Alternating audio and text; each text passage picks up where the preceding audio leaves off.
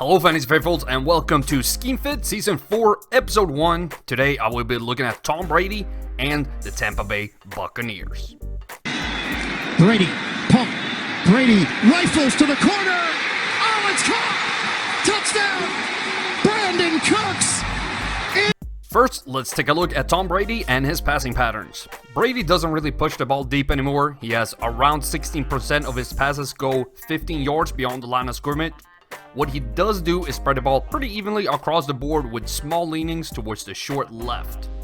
His completion rate is not the best in any zone. He's below league average, however you want to look at it. This has been slowly going down and you can blame the receivers all you want, but having under 70% in the short zones is not good enough. The yards per completion is still good in the short zones. He puts his receivers in a good position when they connect.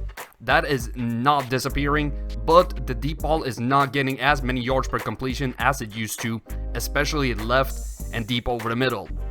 Looking at his notable zones, the short left is the perfect zone to throw a lot to, while I would like to see more over the middle where his completion rate is higher. For completion, as I said, he needs to be more accurate in the short zones and keep his deep middle where it is. 3rd down and 6. Winston, end zone. Evans, touchdown. Focusing a little bit on Bruce Arians, quarterback under Arians have finished 20th, 6th, and 3rd in the last 3 years he's coached. Only Jameis Winston played all 16 games though. Arians quarterbacks have had the 3rd, 5th, and 2nd most pass attempts over those 3 years, but his quarterbacks have been some of the most interception-prone quarterbacks in the league. Might not just be on the quarterback, if you catch my drift. But there are plenty of great pass catchers, so breaking down the receiving corps, Winston tended to throw a lot of deep passes, with 20% of his throws going 15 yards beyond the line of scrimmage, and very similar trends to Brady in the short zones. A good sign for dink and dunk, but the deep shots will not be there for Evans and Godwin this year. For accuracy, this is what really scares me. Jameis Winston has a reputation for being inaccurate, but the thing is he's just extremely inaccurate when he misses. He was actually very good on all throws, being over 90% in the short zones, and deep right and middle are freaking incredible. When it comes to gaining yards, Winston was above Brady throwing to this crew and mainly deep. The short zones again are looking somewhat close, even if Brady is 1.5 yards behind in the short left and 1 yard over the short middle. Notable here is that Brady and the passing trends will fit pretty good. It will be more throws short left, but we will see less deep shots, even if I like Brady's yards and completion rate deep right.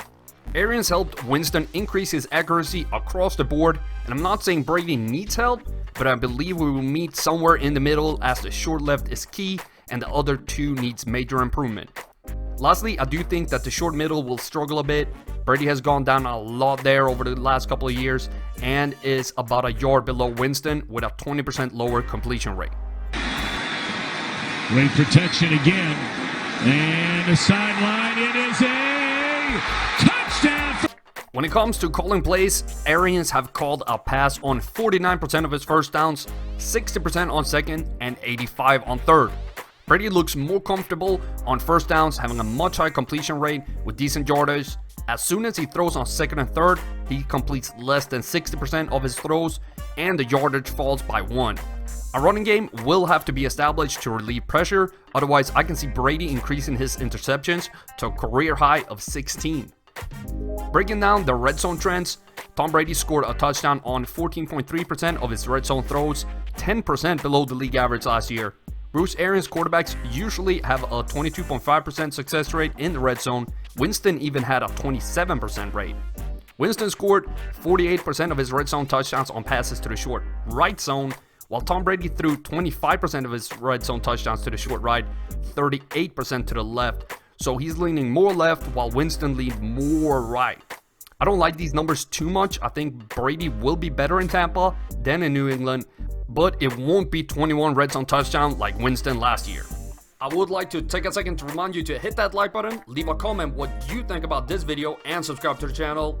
I love every interaction I have with y'all, and every little bit helps me put out even more content.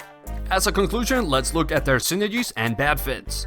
The zone that matches well, in my opinion, is only the short left. This will mainly help Evans, who's the guy that sees most of his targets in that zone, even if Godwin was more productive on these throws. Brady should help limit turnovers so that drives can continue. This will give all pass catchers more opportunity to stay on the field longer. However, their bad fits are numerous. I don't like the amount of pass attempts. Sure, Brady was only 4 spots behind Winston last year, but that was his highest in 4 years. Accuracy should meet in the middle somewhere, not good enough for Godwin and Evans to stay where they are in fantasy.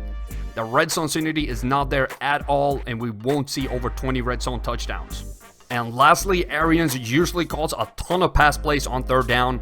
Weird to say this, but Brady isn't really top of his game on third no more. In conclusion, I think that Mike Evans will even out his floor a bit, be more stable, but both him and Chris Godwin will go down in overall fantasy points and have lower ceilings.